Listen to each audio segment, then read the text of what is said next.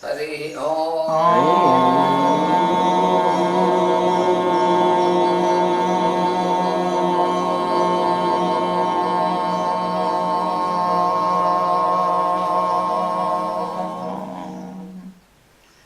Samno mitrasyam varunaha samno bhavatvaryama samna indro bruhaspatihi samno vishnurukramaha namo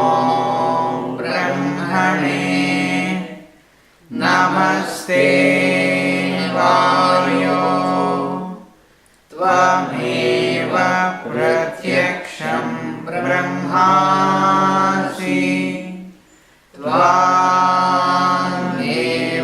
Pratyaksham Brahma Vadishyami Ratam Vadishyami Satyam Vadishyami Tanmamavatu Tatvaktaramavatu Avatu Mam Avatu Bhaktaram Om Shanti Shanti Shanti.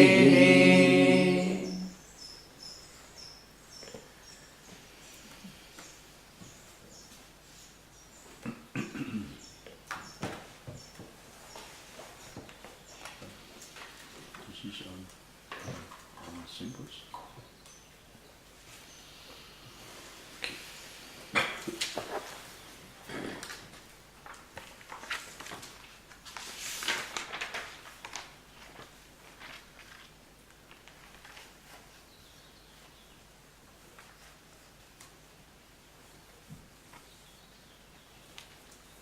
So far we have studied about how this plan of the creation is worked out. В прошлые дни мы узнавали про то, как разрабатывался план нашей Вселенной. In a regular sequence, the cosmogenesis and then the anthropogenesis. В регулярных интервалах как бы создание Вселенной. Как? Последовательность. Да. Последовательность. Да, в регулярной последовательности создание космоса и создание человека. And it is how the activity of this, because the sun, all the activity of sun is from the cosmic plane, the solar, and from solar plane into planetary. So this is, we have seen these steps, how our creation of our beings and our life activity is going on. Ну вот, это я повторю, по примеру Солнца мы увидели, как на разных уровнях совершается мироздание. Например, Солнце, его свет происходит от более высоких уровней, а его свет спускается на Землю и дает жизнь всем существам и всему, что живет на Земле. И так по некоторым уровням происходит творение мироздания. So, what we see as our body, our form is, ultimately we have to remember that it is, every form is the sun beam only, it is focused into a form. We are all our structure, we feel that it is some matter or something, but it is nothing but the beam of the sun. Нам нужно вспомнить, что... Запомнить. Нам нужно в конце концов уже запомнить это окончательно. Да, нам нужно в конце концов осознать и запомнить это, что мы чувствуем себя в форме, но на самом деле это все луч солнца, который делает все, что делаем мы. So every one of us from all the very minute beings up to human being, every being is like that. We are every living being is also. So it is the sun's beam, manifestation of the sun's beam into the form ultimately. Начиная с самых низкоразвитых существ на Земле до человеческих существ, мы все одинаково созданы. Это все источник, солнечный луч, который создает нас. Это все лишь проявление Да, солнечного это проявление солнечного. Все, что существует, это все проявление солнечного.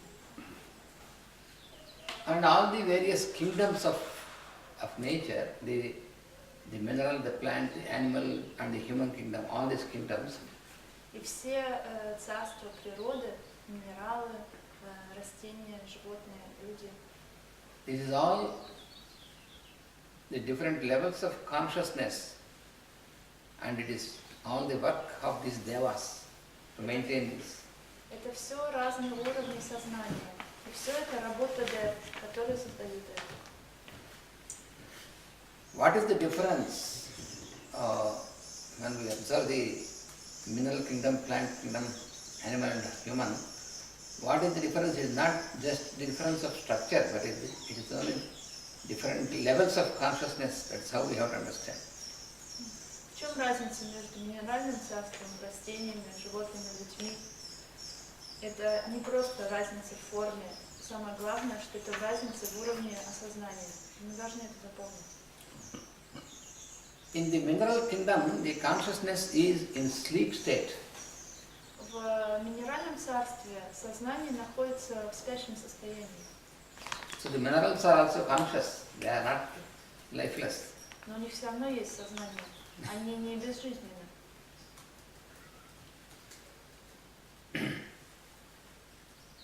And in the plant kingdom, the consciousness is in dream state.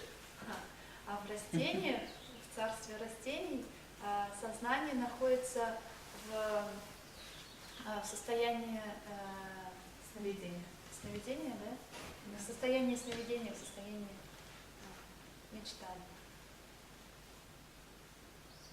So they have also sensations and all these things, but in this, just like how we have also, during the sleep also we have sensations and all these things, like this, they have also sensations, and they have their own mind and all these things, all the levels, but it is the difference, sleep level, sleep state and dream state like this. И у растений у них тоже есть все эти ощущения. Вот как когда мы спим, мы тоже чувствуем все, но мы видим сны. И так и растения находятся в этом состоянии. То есть минералы в спящем, у них сознание спящее, а у растений состояние сна, в состоянии видения сновидения. In the animal kingdom, the consciousness is awakened, it got awakened, the awakened state, just how we get awakened from sleep. So, in the animal state, it is, animal kingdom, it is awakened state, but not self-conscious. А в мире животных сознание уже проснулось, но оно не осознает самого себя. So the animals can feel everything like how we feel, but they have no consciousness about themselves, their existence. So they can experience everything, but only difference is self-conscious. We are human beings, we attained self-conscious level. So we know that we are existing. This is the difference between animals and humans. Животные, они все так же чувствуют, как мы, все могут познавать, но единственное, что они не ощущают самих себя. Вот мы, люди, мы ощущаем, что вот я есть, а животные этого не чувствуют. Они просто живут в этом пространстве и познают все, что вокруг них, но они не чувствуют, у них нет этого самосознания. They have the intelligence, they have all the faculties, but only without self-consciousness. У них есть разум, у них есть все качества, которые есть у нас. Единственное, у них нет самосознания. So human beings attain this level of self-consciousness, but then there are still higher levels which are to, where the human being also has to evolve to that levels. Ну вот, наше человечество получило это осознание, но все равно есть следующие уровни, к которым мы должны двигаться, или к которым человечество двигается дальше. So it is, if we attain human birth, it is not the end of the process. We should not think that we already attained the highest.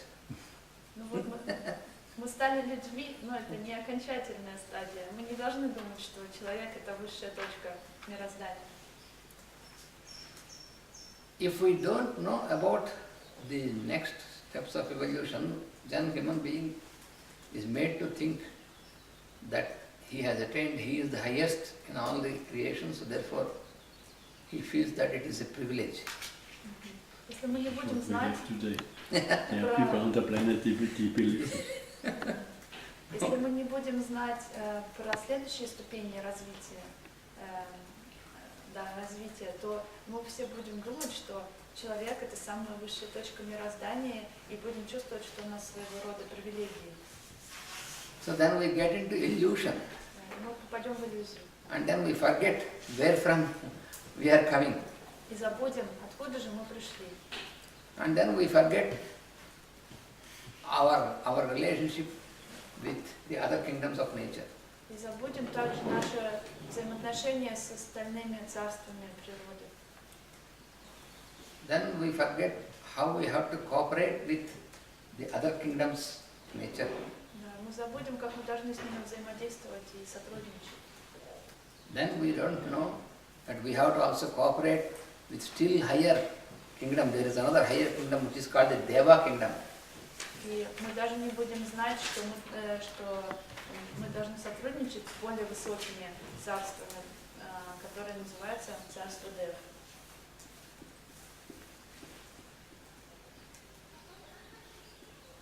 Во всем этом есть смысл, только если мы понимаем, что мы должны расти дальше. So the evolution of consciousness is just not ended by human level. It has to continue to Deva kingdom, and it goes up to solar level. Эволюция сознания не останавливается на человеческом уровне, а продолжается царство Дев и идет до уровня Солнца. So evolution human to solar, this is to be studied. This we have to realize. И вот это вот развитие от человека к Солнцу, вот это вот мы должны понять и будем сейчас об этом узнать. So how this? Yes, what is the question? Question now. What about the Asuras? Where they come from and what is Asuras? why? Yes. Why they are in I will tell you. creation? What is their Yes. Что role? такое Азорис? Асуры. Асуры. Демоны. Васудева задал подходящий вопрос, кто такие асуры и что с ними, откуда они пришли. These asuras, I have already explained about him. These are those who are sons of Diti, Daityas. Асуры — это дети Дити. I told you about Aditi and Diti. Я вам рассказывала про Адити и Дити. So, Aditi is called the mother of Devas, Адити — это мать Дев, and Diti is called the mother of Daityas or Asuras. а Дити — это мать Датиас или Ашурас. Асур. Diti means limitation. Дити — это значит ограничение. Да. Diti is limiting the consciousness. That means when our consciousness is limited or conditioned, so this limiting is called Diti because it is causing limitation, that is Diti. Aditi is unlimitedness. Дити как раз означает ограничение, потому что без ограничений невозможно размножение. Дити The это переводится... Asura means also the A of Sura. Yes, Sura. Sura means devas. And Asura means the opposite. Шура значит девы, а Шура значит противоположный. Sura. Does it mean that this limited person, which is man, is just asura? No, if we realize that our consciousness is part of universal consciousness, then we cross the limitation, then we enter into Deva's kingdom. We start cooperating with Deva kingdom. Otherwise, Before? before that we dwell with all the limitations. And then our behavior will be in terms of this limitation. Then this behavior is asuric behavior. Asuric behavior. Сан спрашивает, значит ли это, что вот этот человек, который ограниченный, является асурой? Ананда говорит, что если мы не будем обращать внимание на наши ограничения, а будем действовать дальше, Если мы преодолеем свои ограничения, то мы входим в царство Дев. Пока мы живем в нашем ограниченном сознании, да. наше поведение это поведение асура, асурическое. То есть So in human being, you have both these qualities. We have the qualities of asuras and we have the qualities of suras, the devas. But the asuras, they try to dominate in us. That is why we have conflicts, wars and all these things. This is the work of asuras. Asura is black force. Form oriented. Form oriented. В нашем человечестве есть обе формы, сура и асура. Сура это девы, это когда более высокое сознание, когда мы не привязываемся к форме. А асура это вот когда мы привязываемся к форме, и из-за этого, и когда эта привязанность начинает брать верх и побеждать, тогда создаются все эти войны, притяжение вещей This и is the world ссоры. problem number one. Yes, this is the very problem. Это главная проблема, говорит Рудольф. The asuric nature, the asuric Because tendencies that are responsible. Because that creates a spirit of competition. Это, да, асура это дух соревнования, дух соперничества. And in the Vedas, always when you find a fight between devas and asuras, is called Devasara Yuddha. The war between devas and asuras. Во всяких писаниях вы всегда встретите войну или борьбу между девами и ашурами. И это всегда так. So then, if we read this as some story, then we think, oh, when it has happened, but it is always present, it is happening always. we are in the middle of the fight. Yes, Да. Если мы прочитаем это как такую историю конкретно, то мы будем думать, о, интересно, когда была эта война. Но эта война же происходит каждый раз, это взаимодействие между девами и ашурами. И асуры, Асуры. а не асуры. the dark forces. он просто всегда S пишет как, Ш пишет как S, поэтому я сбилась. А тут он написал тоже просто как Асуры, S. вот, асуры. А. Ше это когда внизу Да. точка. А. Ще это когда Все поняла. запятая сверху. Да. Sura is the diabolic force and Asura is the divine force. Sorry, Sura is the divine force. Sura is the divine force and Asura is the opposite to this Ага. force. Сура это Sura is the divine force, the right devas. Сура это сила истины, а Ашура это ее противоположность. Асура. And always there is, because from the beginning of the creation, both these are existing. В начале мироздания обе существовали. Because the other day I explained you, because sometimes we think, why God should create asuras? He should have created only suras. В начале мироздания обе существовали, они оба нужны. И я вам уже объясняла, что мы же тогда рассматривали вопрос, а что если бы Бог не делал никаких темных сил, а сделал бы только светлые?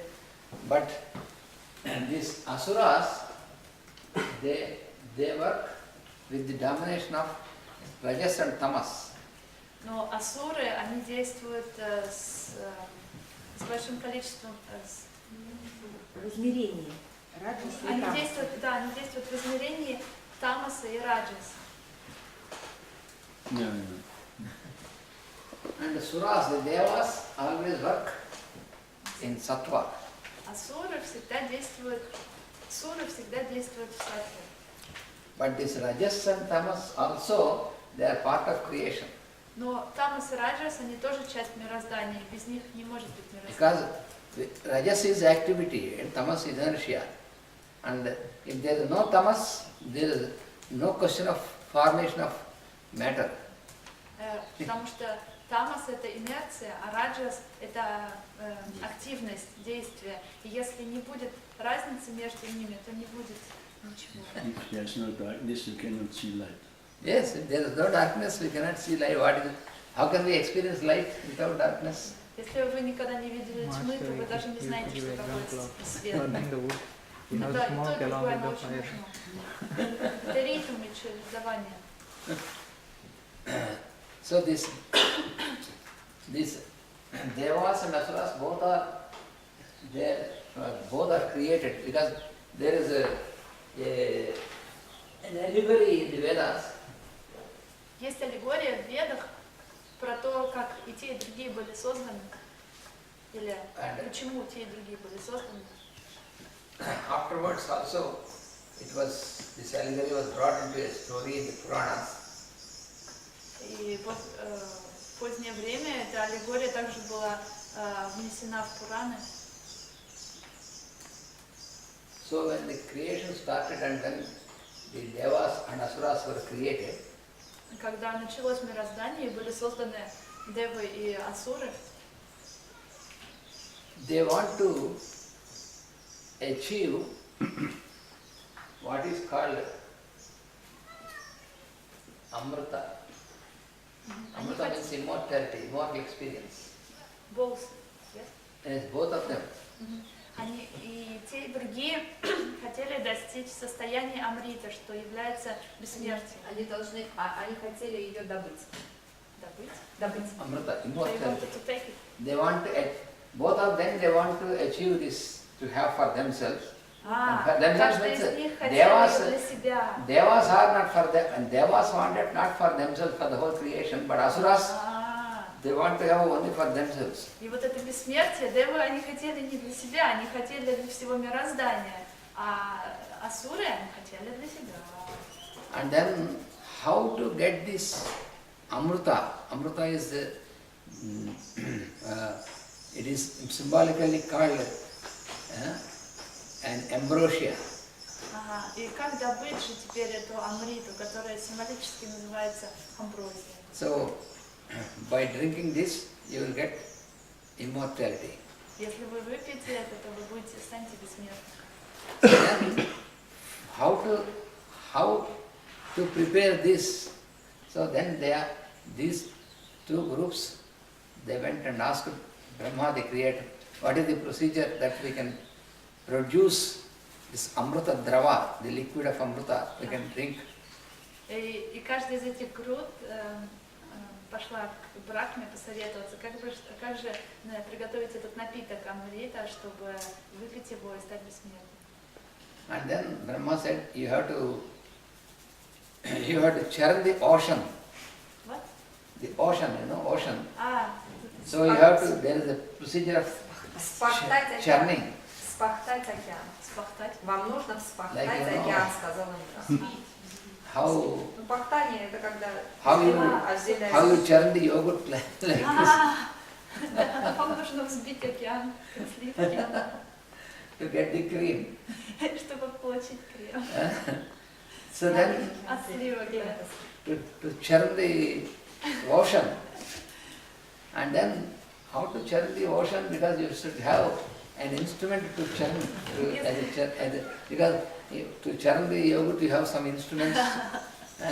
Previously they were using with hands, our ladies, a big wooden instrument Да. put in the pots of yogurt and start with a rope and like this Вот from two если sides. вы, как вы взобьете, как вы будете взбивать океан, если у вас нет никакого инструмента? Со сливками все нормально, у нас раньше были мотовки, мы все это делали спокойно, но для океана. Им нужен был инструмент. Then Brahma told them that you should take, there is a mount, a big mount, which is called Manthara. Тогда Брахма сказал, есть такая гора, Мантара, возьмите ее. He said you have to bring this mount and put into the ocean, then you start churning the ocean with this mount. Возьмите эту гору, бросьте ее, отнесите ее в океан, и вот вместе с этой горой вы можете его взбить. But the mount is to be made to turn this side. Ее надо крутить так, как мотовку. You need a rope. Вам нужна веревка, чтобы ее So this крутить is a как-то туда-сюда. very big mount, it is not small thing. И это очень большая гора, не какая-нибудь маленькая там скала. So then there is a great serpent. И была большая-большая змея. His name was Vasuki. И была большая Васуки. змея, ее звали Васуки. So this great serpent, they requested the serpent, and the serpent came, it's a very big serpent, and so they tied the serpent to the mount, and then Asuras on one side and Suras other side, they started to pull this side. Ну вот, и вот эту большую змею они попросили, чтобы она пришла, обкрутили ее вокруг этой громадной горы, и тогда девы тянули с одной стороны, а асуры тянули с другой стороны. И вот так вот они раскручивали эту гору. And then when they started to churn, and then this mount is going down because it is in the ocean. You should have something to support this, so it is going down. И тут эта гора стала тонуть, потому что это же океан, надо, чтобы что-то было под низом, но у них ничего не было пока. И эта гора стала тонуть. So again, they asked Brahma again how to solve this problem.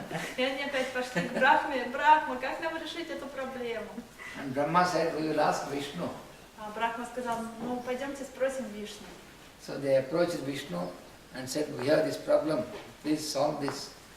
Ну, они пошли к Вишну и спросили: Вишну, у нас такая проблема, помоги нам ее решить. And then Vishnu took the form of a tortoise. И тогда Вишну принял форму большой черепахи. And this, in the form of tortoise, he went down this mount and held this mount on his back, on the tortoise. И когда он стал большой черепахой, он нырнул под эту большую гору и стал под ней и держал ее, чтобы она больше не тонула, и ее можно было раскручивать. And then it was possible that they can start this churning. И тогда можно было ее начинать, и тогда асуры и девы смогли начать раскручивать эту гору, чтобы взбить океан. And when they started to churn, first there was the first substance which came was a terrible substance which is unbearable. It was very, it is like a high poisonous and very hot substance which they could not bear. И когда они начали весь этот процесс, первым веществом, которое вышло, это было очень страшное существо, оно было очень ядовитое. Яд, просто яд. Когда они начали коптать океан, сначала выделился яд. Даже Да. не было. Он просто это так эмоционально рассказал. И Оля, нужно это ну понять. поверь, боже мой, здесь половина аудитории знает хорошо эту Лиса, мифологию. все понятно, я перевожу. Ну давай, Стоп, нет, давайте так, чтобы был точный перевод. So that was called hala hala. И это... Hala. Этот яд назывался Лисан, ты халаха. меня так сбиваешь. Извини. So these asuras and devas, they could not even bear because it fumes and it is very intense substance, and then they ran again to Brahma.